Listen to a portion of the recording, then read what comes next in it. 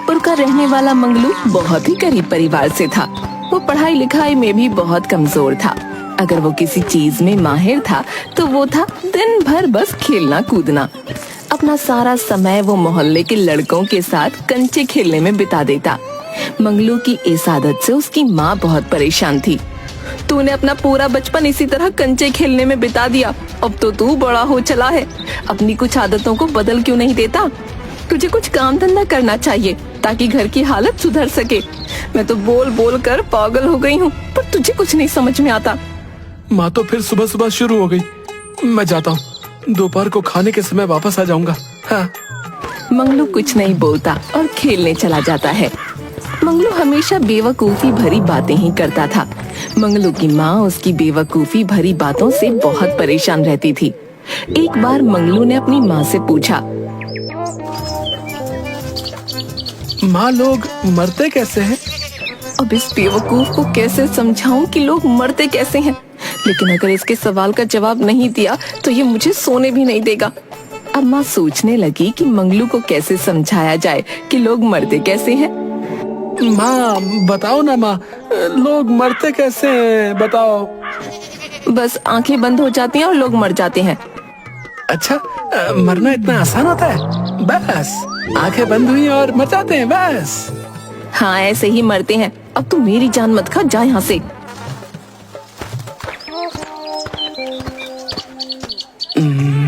मुझे भी एक बार मरकर देखना चाहिए। कैसा लगता है? एक काम करता हूँ, गांव के बाहर चलकर एक गड्ढा खोदता हूँ और उसमें आंखें बंद करके लेट जाता हूँ। हाँ, ये अच्छा रहेगा। उसने गांव के बाहर जाकर एक गड्ढा खोदा और उसमें आंखें बंद करके लेट गया। रात होने पर उस रास्ते से दो चोर गुजरे। एक चोर ने दूसरे से कहा, हमारा एक साथी और होता तो कितना अच्छा होता।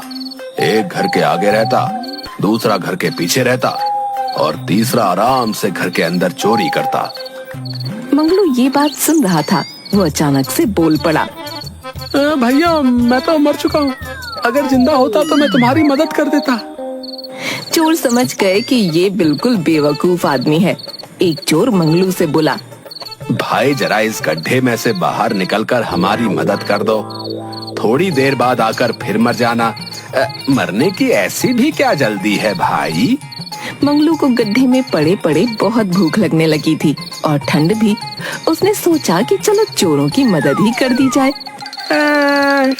ठीक है भाइयों, मैं तुम्हारी मदद कर देता हूँ और उसके बाद फिर मैं मर जाऊंगा। है तुम बहुत दयालु हो भाई।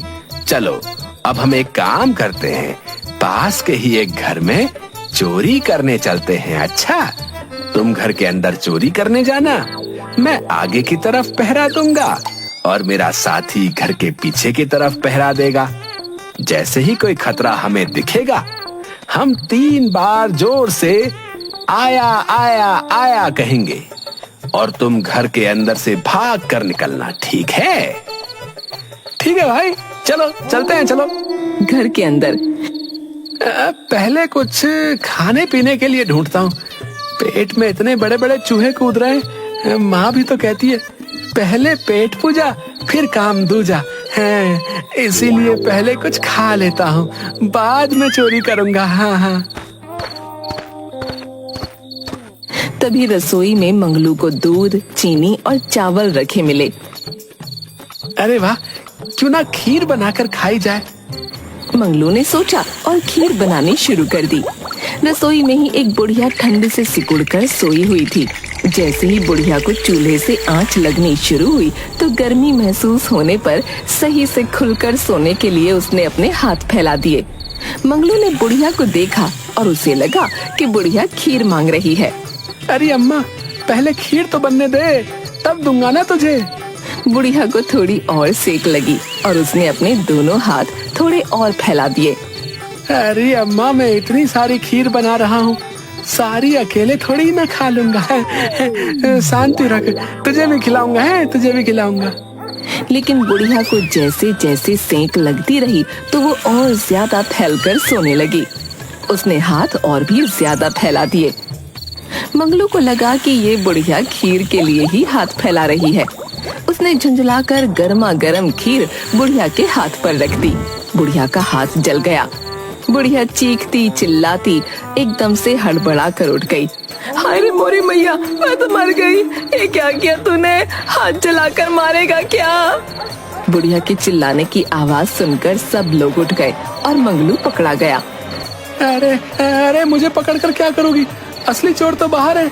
मुझे तो बहुत भूख लगी थी, मैं तो अपने लिए खीर बना रहा था। इस तरह मंगलू ने अपने साथ साथ असली चोरों को भी पकड़वा दिया। बड़ी मुश्किल से मंगलू की माँ ने उसे इस मुसीबत से बचाया। घर जाकर मंगलू की माँ ने उसे खूब डांट लगाते हुए कहा, कब तक तू दिन भर ऐसे ही मोहल्ले के आवारा लड़कों के साथ कंचे खेलेगा? अब तो तू बड़ा हो गया है और हट्टा कट्टा भी है, तो कोई नौकरी क्यों नहीं करता? कब तक ऐसे घर बैठे बैठे मुफ्त की रोटियां खाएगा? ठीक है माँ, तुम अगर यही चाहती हो तो अब मैं ऐसा ही करूँगा। मैं कल सुबह ही नौकरी की तलाश में दूसरे गांव के लिए निकल पड़ता हूँ। तुम मुझे रास्ते में खाने के लिए कुछ दे देना है।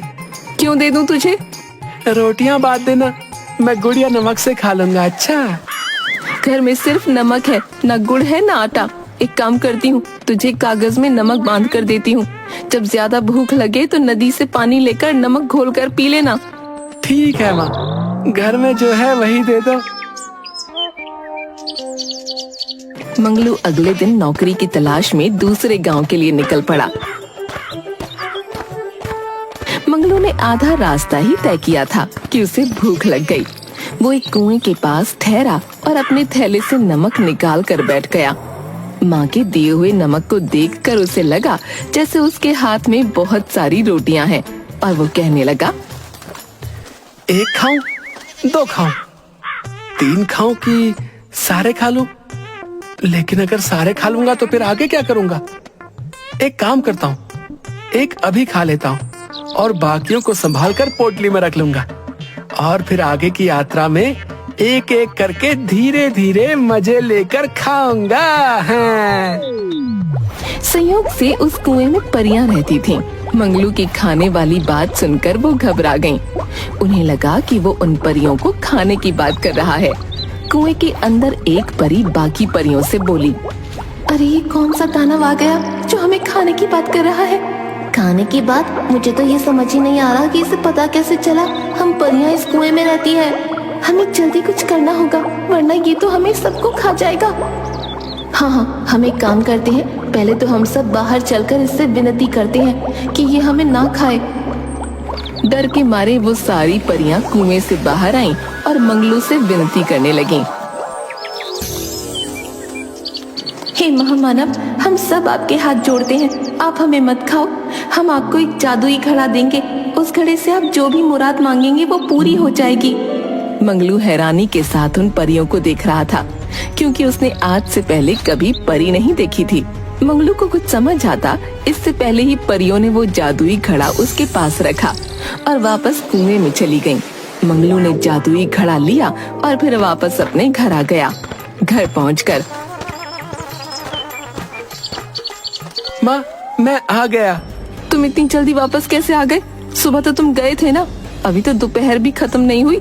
मुझे पता था तुम कुछ नहीं कर सकते हो। माँ, मेरी बात तो सुनो।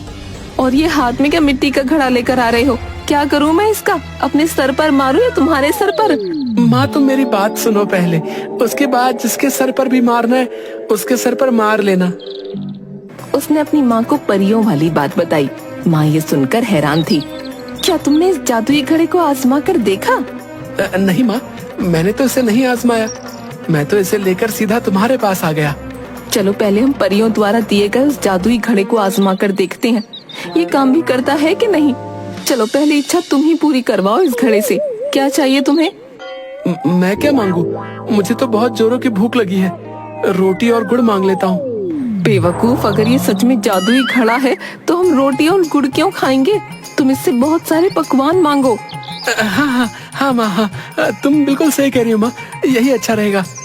हे जादुई घड़े, हमें बहुत ढेर सारे पकवान दे दो। इतना कहते ही उनके सामने तरह तरह के पकवान थालियों में सज गए। दोनों ने उस रात स्वादिष्ट भोजन, वो भी पेट भर कर खाया। माँ, ये तो सच में जादुई घड़ा है और इतना स्वादिष्ट भोजन तो आज तक मैंने कभी नहीं खाया। हाँ, अब हमारे दिन बदल जाएंगे। मैं कल इस जादुई घड़े से ढेर सारा धन मांग लूंगी और फिर हम दोनों अमीर हो जाएंगे। मंगलू की माँ ने उस जादुई घड़े से ढेर सारा धन मांगा और दोनों अमीर हो गए।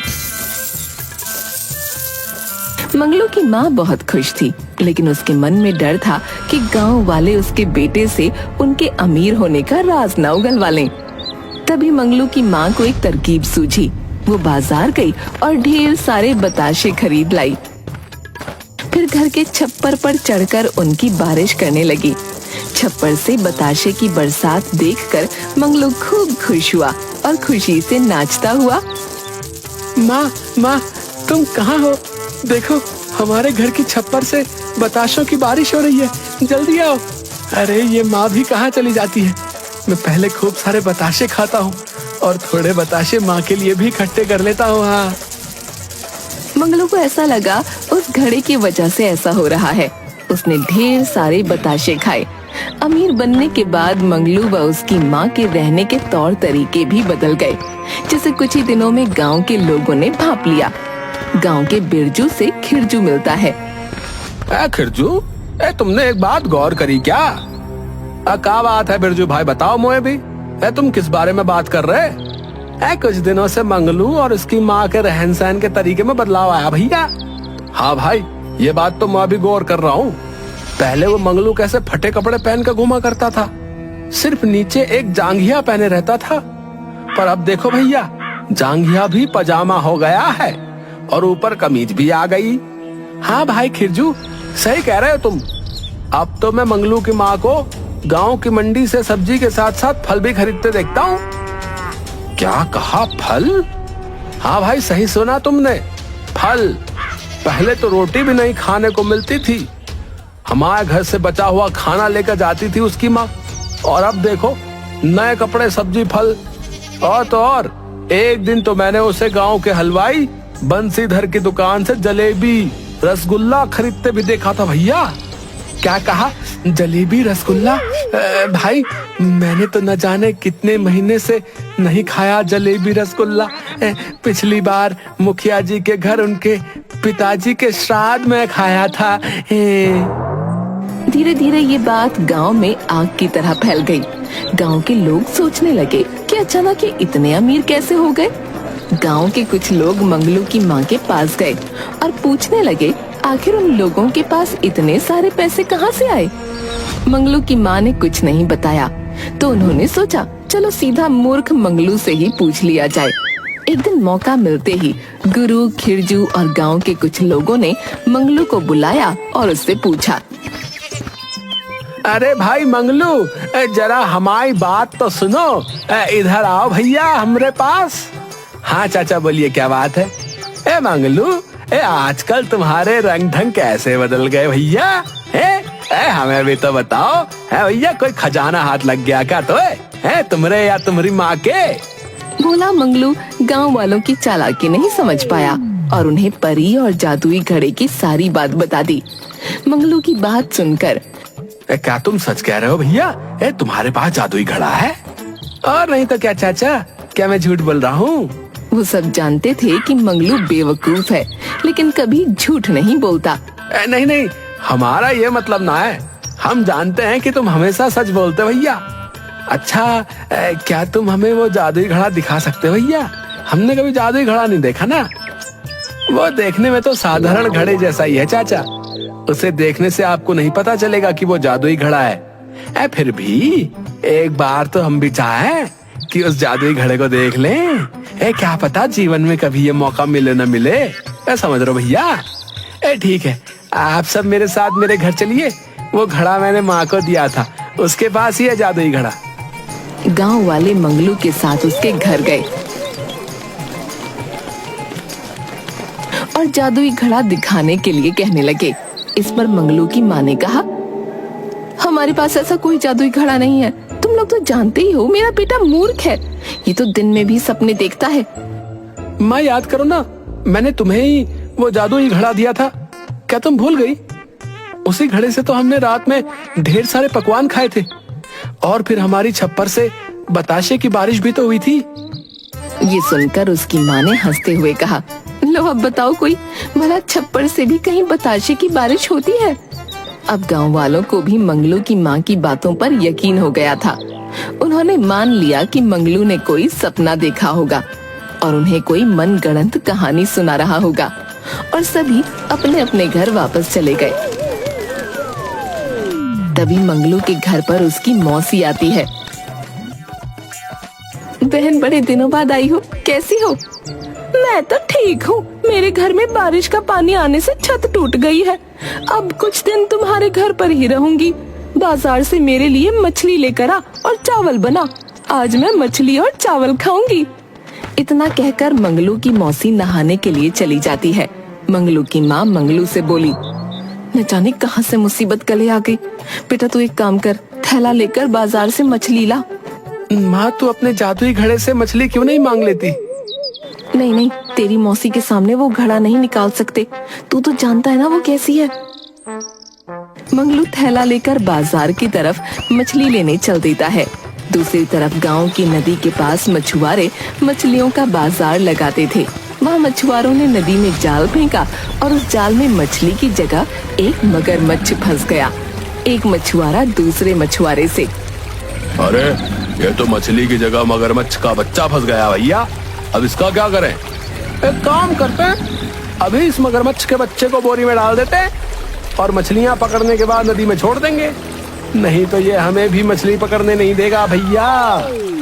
मंगलू बाजार पहुंचकर एक मछुआरे से पूछता है, अरे भाई, क्या तुम्हारे पास मछलियाँ हैं? ए भैया, अभी तो पहला जाल डाला है, मेरे पास मगर है। मंगलू को मगर की जगह मांगुर सुनाई देता है। हाँ हाँ, मांगुर तो बड़ी अच्छी मछली होती है, तो एक काम करो, मुझे दे दो। अरे तुम कैसी बातें कर रहे हो? जाने दे भाई, अगर उसे मगर चाहिए तो हमें क्या करना है? पैसे मिल रहे, पैसे ले और उसे मगर दे दे। बोरी में है, पैसे दे दो और बोरी ले जाओ। मंगलू मछुआरे को पैसे देकर बोरी लेकर घर जाता है। घर पहुंचकर मंगलू माँ से, माँ, मैं मछली ले आया। कौन सी मछली ले आया जो इतनी बड़ी है? मांगुर मछली है माँ, मांगुर। अरे मांगुर तो बड़ी अच्छी मछली होती है। चल अच्छा ही है जो तू बड़ी मछली ले आया। जरा मुझे भी तो दिखा, ताजी तो है ना? हाँ हाँ, बिल्कुल ताजी है, मछुआरों ने पहला जाल डाला था। हाँ। मंगलू माँ से बातें करते करते बोरी खोल देता है और बोरी खोलते ही उसमें से मगरमच्छ का बच्चा निकलकर मंगलू के घर में घूमने लगता है। तभी मंगलू की मौसी वहाँ आ जाती है। हाय दैया, हाय दैया, मैंने मछली खाने को क्या कह दिया? तू तो मुझे खिलाने के लिए मगरमच्छ ले आया। क्या यही सीखा है तूने? अरे बेवकूफ, इस मगरमच्छ को कहाँ से ले आया पकड़कर? उस मछुआरे ने तो कहा था कि मांगुर है। बेवकूफ, मांगुर नहीं मगर कहा होगा। तुझे ही मांगुर सुनाई दिया होगा। मंगलू की माँ किसी तरह उस मगरमच्छ के बच्चे से पीछा छुड़ाती है, लेकिन मंगलू की मौसी तो मछली खाने की जिद करके बैठी थी। मंगलू की माँ जादुई मटके से मछली मांगती है और अपनी बहन को खिलाकर शांत करती है।